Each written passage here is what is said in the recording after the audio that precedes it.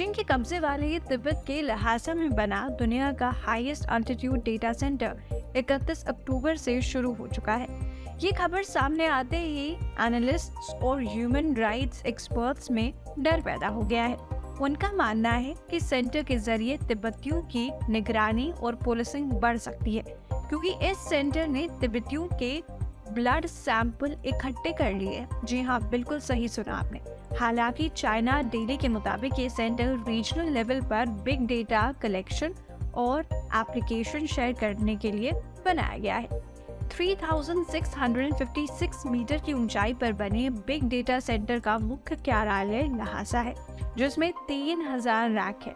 Centre Tibet autonomous region यानी TAR में 491 systems के लिए क्लाउड सर्विस दे रहा है, जिसमें 25 डेटा इंटरफेस और 433 मिलियन डेटा कलेक्ट की गई।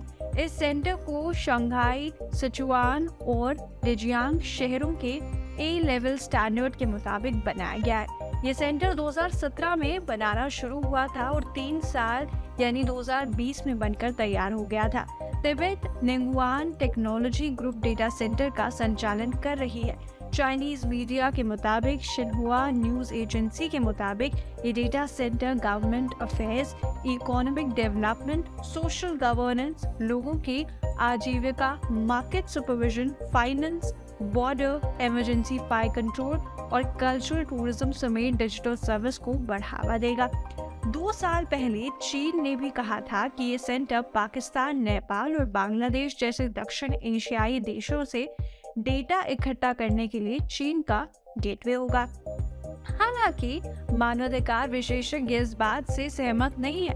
उनका मानना है कि इस सेंटर से तिब्बतियों की आजादी को खतरा है। सितंबर 2022 में न्यूयॉर्क के ह्यूमन राइट्स वॉच HRW ने कहा था कि चीनी अधिकारी तिब्बत ऑटोनॉमस रीजन यानी TAR में कई कस्बों और गांवों के लोगों को मनमाने ढंग से DNA कलेक्ट करके पुलिसिंग में बढ़ोतरी कर रही है। बिल्कुल सही सुना आपने। HRW ने ये भी कहा था कि पुलिस को किसी क्रिमिनल कंडक्ट के लिए किसी सबूत की जरूरत नहीं है, लेकिन फिर भी ऐसा करना तिब्बत ऑटोनॉमस रीजन यानी TAR में कई कस्बों और गांवों के लोगों को मनमाने ढंग से DNA कलेक्ट करके पुलिसिंग में बढ़ोतरी कर रही है। बिल्कुल सही सुना आपने। HRW ने ये भी कहा था कि पुलिस को किसी क्रिमिनल कंडक्ट के लिए किसी सबूत की जरूरत नहीं है, लेकिन फिर भी ऐसा करना समझ के बाहर है। अप्रैल 2022 में लहासा नगर पुलिस की नगर पालिका की एक रिपोर्ट में कहा गया था कि DNA कलेक्शन के लिए किंडरगार्टन से बच्चों और लोकल लोगों का ब्लड सैंपल लिया जा रहे थे। दिसंबर 2020 में किंगहाई प्रोविंस में तिब्बती टाउनशिप की रिपोर्ट में कहा गया था कि 5 और उससे अधिक साल के सभी लड़कों का DNA लिया जा रहा है। ह्यूमन राइट्स वॉच में चीन की निदेशक सोफी रिचर्डसन ने कहा, चीन सरकार पहले से ही तिब्बतियों का व्यापक दमन कर रही है। अब अधिकारी सचमुच अपनी सर्वेलेंस कैपेबिलिटी का मजबूत करने के लिए बिना परमिशन ब्लड सैंपल ले रहे हैं। अब ना ये असली बात किसी को पता है, पर आगे क्या होगा ये देखने वाली बात होगी। तो ऐसी खबरों के लिए आप बने रहिएगा वो न्यूज़ के साथ।